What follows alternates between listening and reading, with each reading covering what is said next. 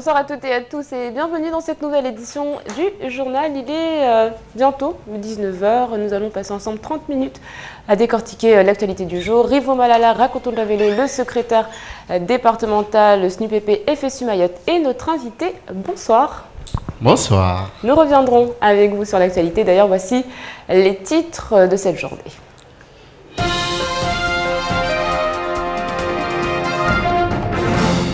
Troisième jour de grève pour l'intersyndicale et les parents d'élèves qui sont de plus en plus nombreux et de plus en plus remontés.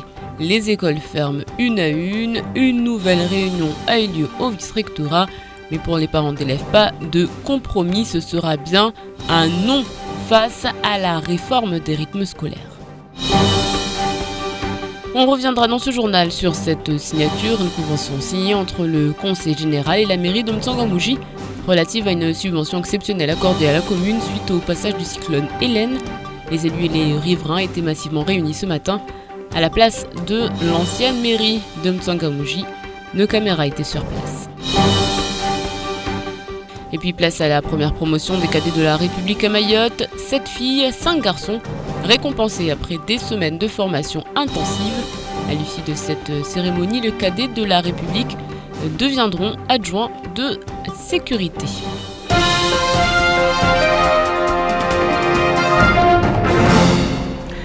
On commence avec ce chiffre, 511 chiffres livrés par l'ARS. Il s'agit du nombre de cas de dengue confirmés à Mayotte depuis le début de l'année.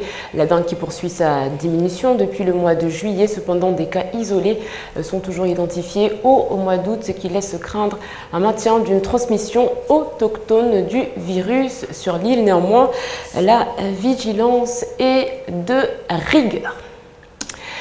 Troisième jour de grève à Mayotte, une grève qui s'intensifie. L'ordre du jour, bien évidemment, non à la réforme des rythmes scolaires.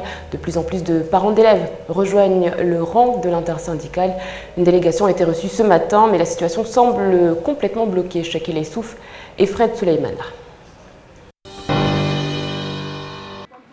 Après avoir été reçue par Nathalie Constantini, la délégation syndicale du SNUPP s'est retrouvée confrontée aux parents d'élèves qui aujourd'hui demandent purement et simplement le retrait de la réforme des rythmes scolaires. Les parents d'élèves s'organisent et viennent des 4 coins de l'île. Nos espoirs, c'est que le vice-rectorat va changer d'avis parce que dans des différentes communes, tout le monde n'est pas content de ce rythme. J'espère que le vice-rectorat prendra une décision par rapport à la population. Parce que je dirais, si elle est là, c'est pour la population de Mayotte. Toute loi peut être modifiée. Du coup, nous demandons au vice-rectorat de voir cette situation immédiatement. Les syndicats parlent de négociations avec le rectorat. Les parents ne l'entendent pas de cette oreille et veulent des actes. Leurs revendications, sans moyens, pas de rythme scolaire.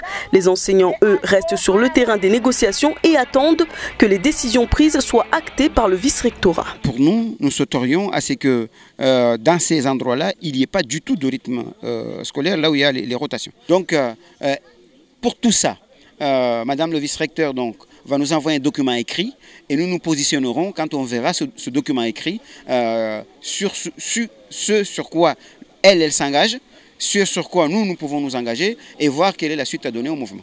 Le mouvement se poursuit donc et pourrait se durcir avec les parents d'élèves qui ont décidé de garder leurs enfants chez eux. Les entretiens pourraient se multiplier ces prochains jours, mais encore faut-il que les différents interlocuteurs se comprennent. Affaire à suivre. À noter que le syndicat SE-UNSA, qui n'est pas encore entré dans la grève, a rencontré le vice-recteur qui n'a pas changé de discours. L'UNSA qui a donc prévenu son secrétaire national à Paris. Leur position devrait être connue rapidement. On a l'impression, Rivo, qu'il y a de plus en plus de parents dans ce mouvement, peut-être plus que des instituteurs finalement. Effectivement, les gens minimisaient, le vice-rectorat minimisait un peu l'ampleur des dégâts. Et que les parents d'élèves, ce que nous pouvons aussi regretter, et mis un peu trop de temps pour comprendre véritablement ce qui se préparait. Parce que depuis l'année dernière, on a essayé d'attirer l'attention de tout le monde sur ces rythmes-là. Bon, maintenant nous avons pris nos responsabilités en enclenchant ce mouvement de grève. Certes, il y a des discussions qui sont en cours. Nous pouvons dire que les choses commencent à bouger. Les choses commencent à bouger, mais effectivement, nous pouvons aussi regretter une façon de faire qui peut envenimer la situation. Alors vous avez été reçu par le vice-rectorat. Tout à fait. Il devait avoir un courrier adressé à nous aussi, organisations syndicales. Il a fallu pleurnicher pour l'obtenir. Bon, ben, c'est arrivé. Qui reprend à peu près ce qui a été dit. Je dis bien à peu près parce qu'il manque 2 ou 3 points. Mais en tout état de cause, les choses commencent à bouger. Il y a Madame le vice-recteur donne un peu de temps pour que les choses se réorganisent, qu'on puisse ajuster les choses. Mais il y a un point très important et qui concerne les parents d'élèves qui n'a pas encore été acté parce que peut-être ça ne concerne pas uniquement le vice-rectorat. Il s'agit de la pause méridienne. Les parents, eux, ils veulent surtout pas faire des allers-retours incessantes dans les écoles pendant la pause méridienne notamment, où ils vont devoir récupérer, ils devraient récupérer les enfants à 10 heures et les ramener encore. Alors justement, par rapport à ce point-là, on a l'impression qu'il y a un désaccord entre les syndicalistes et les parents d'élèves. Non, ce n'est pas un désaccord, c'est qu'il faut bien clarifier les choses.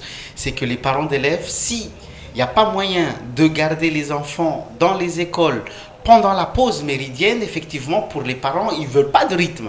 Vous comprenez? Et nous avons proposé, nous avons insisté à ce que pendant la pause méridienne, il y ait des personnes qui gardent les enfants. Mais cette décision-là ne peut pas se faire ne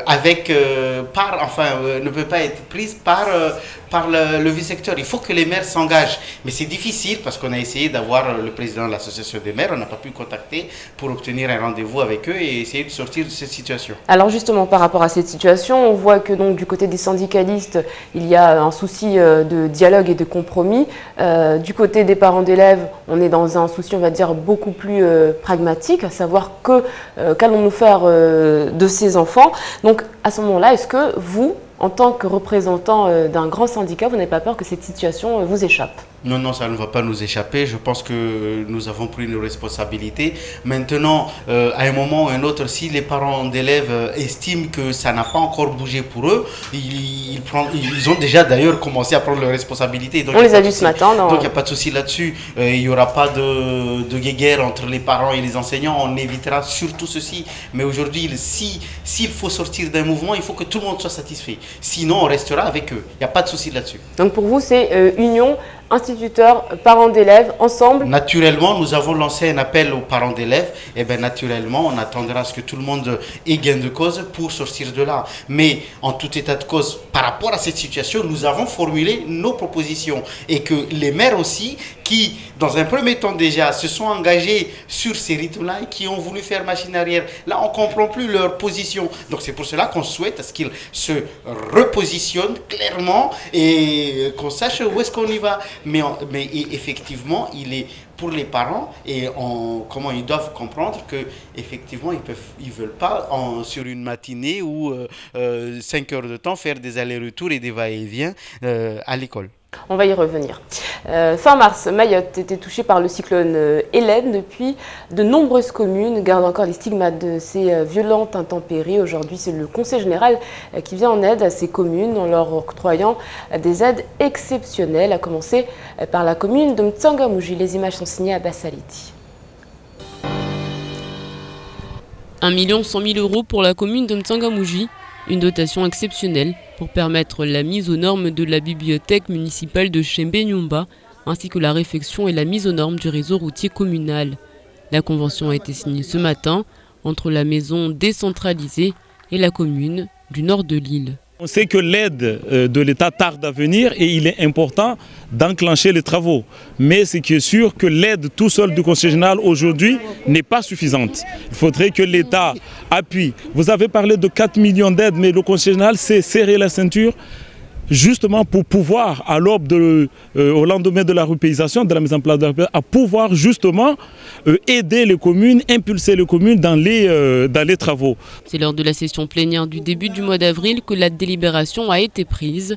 Le cyclone Hélène a causé des dommages qu'il fallait urgemment gérer. On a traversé une période très difficile, notamment depuis le 6 avril qu'on est à la tête de cette instance. On a constaté une situation financière très difficile, allant jusqu'à 1 million d'euros de déficit. Ce qui a fait qu'on a mis nos efforts pour essayer d'équilibrer le budget et arriver à la date d'aujourd'hui avec un équilibre sur notre DM1, avec un équilibre positif en fait à plus 52 000 euros. 8 autres communes sont concernées par ces aides. Il s'agit de Pamandi, Nsamboro, Akwa, Tsingoni, Sada, Kungu, Bandabwa et Mamoudzou. Des élus qui semblent donc déjà en campagne. En effet, les élections cantonales auront lieu dans un peu plus d'1 an et pourtant déjà elles se préparent. Cette échéance électorale est en effet dans tous les esprits. Si certains préfèrent attendre avant de dévoiler leur intention, pour le président du Conseil général, tout est très clair. Il était l'invité de la matinale. Je vous propose de l'écouter. Écoutez, moi je conditionne ma candidature à mes résultats. Ouais. Bon, le Conseil général, nous l'avons trouvé dans une situation déficitaire à moins 80 millions d'euros. Aujourd'hui, nous sommes dans une situation excédentaire. Nous sommes en train de relancer l'activité économique. Nous sommes en train d'améliorer l'accompagnement auprès des collectivités et associatifs. Je crois qu'actuellement, le Conseil général va dans le bon sens. Est-ce que notre travail de stabilité financière du Conseil général est achevé? Je ne le pense pas. Donc, pour poursuivre et être dans la continuité des actions que nous avons déjà menées, je me représenterai bien aux prochaines élections cantonales de Pamandi. Les arnaques en tout genre ne sont pas nouvelles sur l'île, mais elles changent de victimes. Autrefois principalement destinées aux particuliers, elles viennent aujourd'hui vers les petites entreprises et les artisans. Les arnaqueurs se faisant passer pour des organismes de cotisation, ils arrivent ainsi à extorquer plusieurs centaines d'euros à chaque nouvelle victime. Les précisions de Camille Lequin.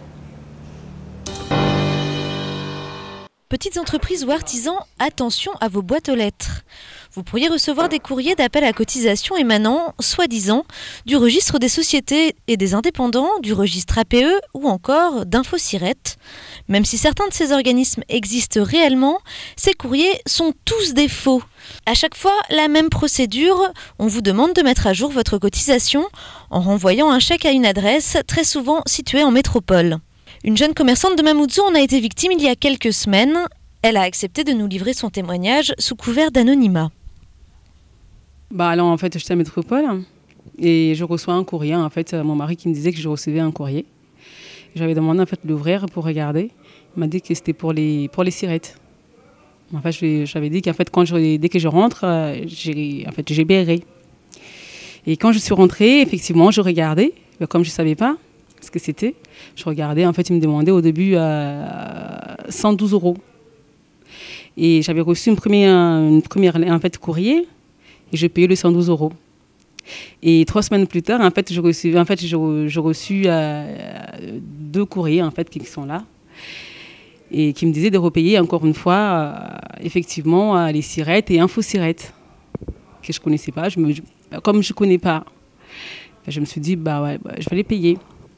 Mais heureusement que je ne les ai pas payés parce qu'aujourd'hui, en plus, j'allais les payer, effectivement, aller envoyer l'argent et le chèque aujourd'hui.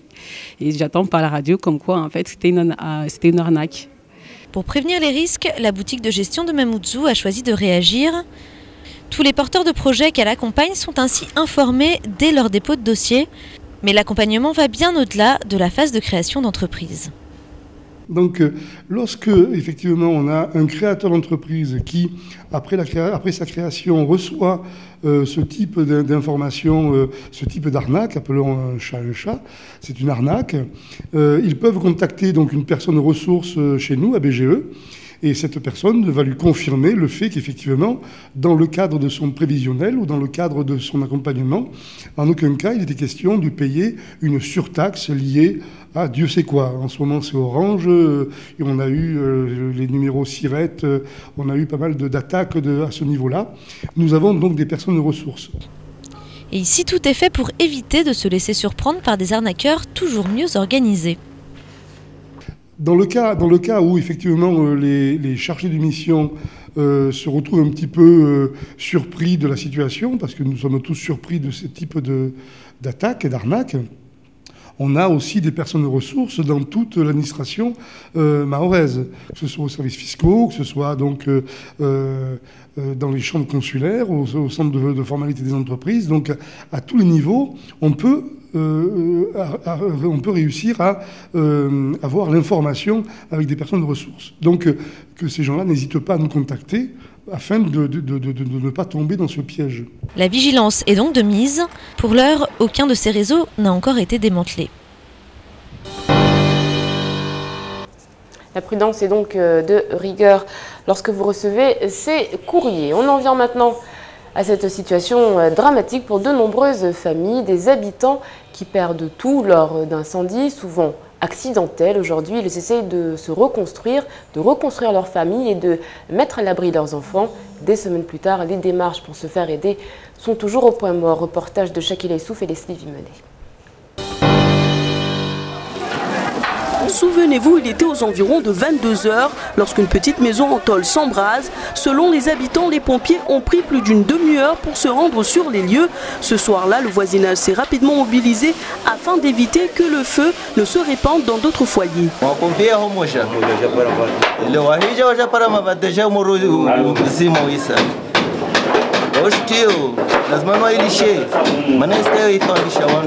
Les élus du quartier se sont rapidement rendus sur les lieux pour dresser un état des lieux. Oui, en fait, c'est une case en tôle d'une famille de 5 enfants.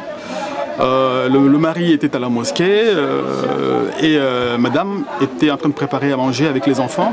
Et c'est là où il y a eu un feu. En fait, il y a 2 chambres. Il y a justement, enfin 2 chambres, ce qu'on peut appeler chambres.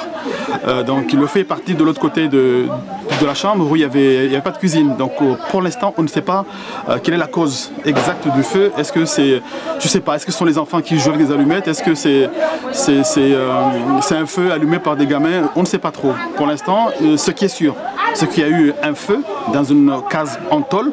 Il y a une famille de 5 enfants ce soir qui ne sait pas où aller dormir, où tout a été détruit. Tout. Ces incendies ont fait de nombreuses victimes depuis le début de l'année. En pleine saison de sécheresse, la prudence est recommandée pour tous. La moindre étincelle pourrait embraser tout un quartier. Ainsi, il est rappelé de ne pas laisser les enfants dans la cuisine seuls. La majorité des incendies déclarés sont accidentels. Les enfants sont les plus vulnérables face au danger. Des familles qui attendent toujours de recevoir une aide de la mairie. Il est 19h17, l'heure pour nous de faire un point sur l'actualité en bref dans votre journal.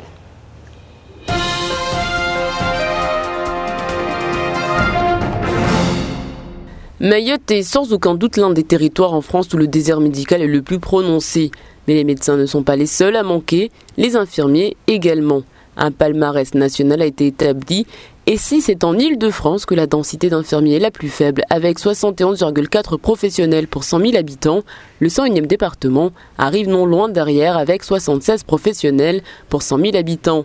Mayotte est loin du compte en matière d'offres de soins, mais le territoire progresse. Avec l'arrivée de la couverture maladie universelle dans les mois à venir, l'attractivité devrait se retrouver renforcée.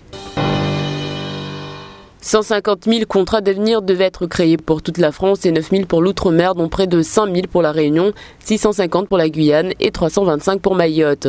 Si cela paraît peu, il s'est avéré qu'il serait compliqué en réalité d'épuiser le stock sur l'île. Les entreprises en difficulté n'y voient pas assez d'avantages et les associations étant beaucoup moins subventionnées qu'auparavant par le Conseil général ou les communes sont restées très discrètes. Or, de leur côté, les Réunionnais ont obtenu que jusqu'en 2015, les emplois d'avenir conclu soit financé à hauteur de 90% par l'État. Une mesure qui ne concerne pour le moment pas Mayotte, mais tout n'est pas perdu car François Hollande a annoncé qu'elle pourrait être étendue à tous les territoires d'outre-mer, voire à certains départements de France. À l'occasion des Journées européennes du patrimoine, la direction des affaires culturelles de la préfecture et le conseil général présentent pour la 3e année consécutive une exposition sur les barges. Placée sous le thème des patrimoines culturels et naturels, la 31e édition aura lieu les 20 et 21 septembre prochains. À cette occasion, du 19 août au 28 septembre, les barges Salamandjema 2 et 4 accueillent des photographies couleurs de grand format. Le programme de ces journées culturelles sera communiqué très prochainement.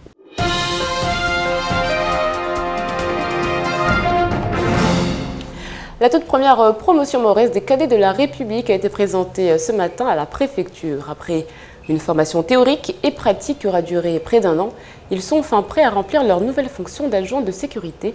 Un reportage signé Camille Leca. Malgré un soleil de plomb, les postures sont droites et les visages fiers.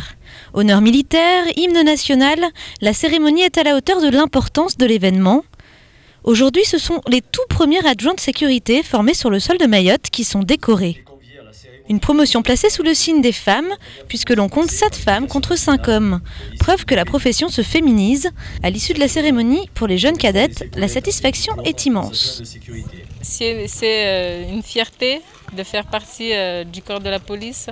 Pourquoi? Parce que, comme vous l'avez constaté, il y a plus de filles que de garçons, ce qui veut dire que nous, les filles, on a la potentialité d'intégrer le corps de la police. Après avoir suivi 1 an de formation continue et de stage, ces jeunes Mahorais pourront dès la semaine prochaine endosser leurs uniformes d'adjoints de sécurité. Les nouvelles recrues ont été affectées au sein de la police aux frontières de Petite Terre ainsi qu'au commissariat de Mamoudzou. On est donc là au cœur du dispositif. Ce dispositif vise précisément à permettre à la police d'avoir des effectifs, une police qui soit à l'image de la société. Et donc vous voyez, on a donc 12 Mahorais qui ont suivi un processus de sélection exigeant. Et aujourd'hui, dans quelques semaines, ils vont rentrer dans les services opérationnels et pouvoir présenter le concours de gardien de la paix puisqu'ils ont été préparés pendant 12 mois aux épreuves de ce concours.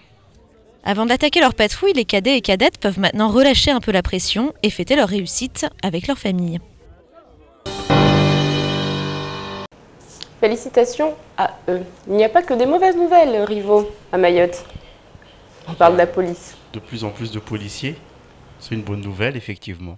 C'est une bonne nouvelle, notamment pour les citoyens. On va revenir donc à ce qui nous intéresse, nous, à savoir cette grève qui se prépare. Vous avez été reçu donc par la vice, on va dire madame le vice-recteur, puisque c'est comme ça qu'elle veut qu'on l'appelle. Et il y a eu donc ce communiqué qui est paru dans l'après-midi. On la sent ferme dans ses positions, cette rectrice.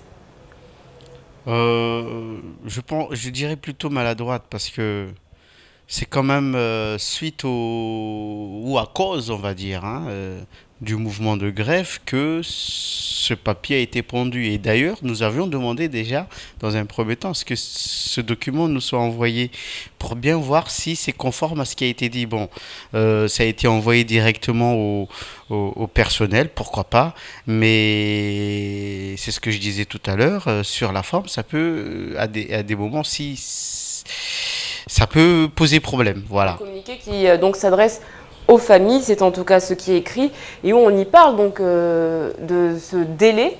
Il faut que d'ici à janvier, la réforme des rythmes scolaires... Un document qui nie véritablement l'action de la population, des parents d'élèves et surtout des enseignants. Et les syndicats qui discutaient avec elle ce matin pour comment faire évoluer les choses, bon, on va dire, on l'a un peu en travers la gorge. Mais bon, on va pas faire tout un plat là-dessus. On veut parler du fond, de ces rythmes scolaires qui ne sont pas bénéfiques, qui ne seront pas positifs pour les enfants et qui, enfin, ça commence à être acté vont pouvoir être revus, c'est une bonne chose. Maintenant, il y a des choses à obtenir encore. Je parlais de la pause méridienne. Il faudrait nous clarifier ce qui va véritablement devenir de toutes les écoles qui sont en rotation. Ce sont les écoles qui sont à 100% ou à 75% en rotation qui a été abordées. Il est question donc, de ces écoles en rotation. Il est indiqué qu'un projet devrait être présenté avant le 25 novembre 2014. Parce que pour nous, il est hors de question qu'il y ait des rotations des rythmes dans les rotations. Il semble-t-il que le vice-rectorat ait fait marche arrière. On nous demande aujourd'hui seulement de produire des propositions par rapport aux horaires et d'y ajouter 45 minutes de pause dans chaque période. Vous comprenez? Ceux qui vont travailler le matin, il faudrait qu'il y ait 45 minutes de pause, et pour ceux qui y vont les après-midi, eh ben il y aura encore 45 minutes de pause. Le souci, surtout pour ceux qui y vont l'après-midi, c'est qu'ils vont devoir rentrer à la maison après, le risque c'est ça, après 18h. C'est un peu difficile pour les collègues. En tout cas, si on lit correctement ce communiqué qui est donc envoyé par le vice-rectorat, il est indiqué donc que même les écoles qui ont mis en place le système de rotation vont devoir appliquer cette réforme de rythme scolaire. Il est donc indiqué que le délai de mise en œuvre s'établit jusqu'à la rentrée des vacances de janvier. Non, je précise bien ce qui nous a été dit. Ça, c'est ce qui est écrit. Voilà, mais ce qui nous a été dit, et peut-être qu'on va demander précision là-dessus, il n'y aura pas d'alternance, donc de rythme dans les rotations. Elle a été très claire qu'il n'y aura pas d'alternance, ça ne sera pas une rotation alternative, on va dire. Il y aura seulement des pauses, on peut concevoir cela, mais il faudra effectivement qu'on nous clarifie ceci. Il faudrait aussi qu'on nous précise comment vont s'organiser les écoles où il n'y a que 4 ou 6 divisions, 6 classes qui sont en rotation, parce que ça n'a pas été indiqué dans le document. Enfin, tout ceci dit que c'est pour ça que les choses commencent à bouger, c'est pour ça qu'on dit que les choses commencent à bouger, mais il y a encore quelques éléments à nous préciser. Il y a un point qui n'a pas encore été décidé, donc c'est pour cela que nous disons le mouvement se poursuit. Alors justement, par rapport à ce mouvement, il y a des attentes. Qu'êtes-vous prêt à accepter pour mettre fin à cette grève? Déjà, qu'on nous précise, qu'on nous affirme que les enfants seront dans les écoles encadrés par des personnels communaux. Ça, c'est un point très important. Qu'on nous clarifie comment on va s'organiser par rapport à ces rotations. Il y a déjà quelques éléments de réponse, mais il y a des précisions à apporter. Voilà, donc on va dire, bon, ça peut évoluer en espérant qu'effectivement, eux, ils fassent évoluer les choses. Alors, c'est vrai que du côté du vice-rectorat, on nous donne des chiffres, on parle de 10% d'instituteurs grévistes. Est-ce que vous en avez d'autres? C'est de la provocation, mais on ne va pas répondre à la provocation. Il suffit de se promener un peu dans Mayotte, mais bon, c'est vrai que Madame le vice-recteur n'a pas eu les moyens, les moyens pour circuler. Peut-être aussi pour discuter avec les parents d'élèves. Si, aujourd'hui, elle a essayé de discuter avec des parents, par exemple, à l'école annexe ou à l'école des Manguiers, où ça ne s'est pas bien passé. Mais bon, on ne va pas insister là-dessus, mais il ne faut pas qu'on provoque les gens. Il y a une réalité, il y a beaucoup d'écoles qui sont fermées. C'est tout Mayotte, quand même, qui a pris conscience de la situation. Et que, bon, effectivement, on veut faire croire qu'on vient d'arriver et qu'on maîtrise les choses, mais on sait très bien qu'est-ce qu'ils maîtrisent actuellement. Alors justement, par rapport à ces écoles fermées, est-ce que vous avez des retours? On sait à peu près combien d'écoles sont fermées à Mayotte? Combien d'enfants n'ont pas pu effectuer encore leur rentrée scolaire? Non, on n'a pas eu les moyens aussi non plus de faire cette comptabilité-là. On peut pas chiffrer. On a des villages, beaucoup de villages, Kani, Boigny, Sada, Passamenti, Kawini, donc l'abattoir. On a eu Kombani. Bon, j'en oublie certainement. Et bon. On ne va pas s'embêter là-dessus. Il y a un problème, c'est sur ce problème-là qu'il faut s'attarder, pas sur des petits points. Quelle forme va prendre ce mouvement dans les prochains jours? Non, mais à partir du moment où ça continue à discuter, ben ça continuera à discuter.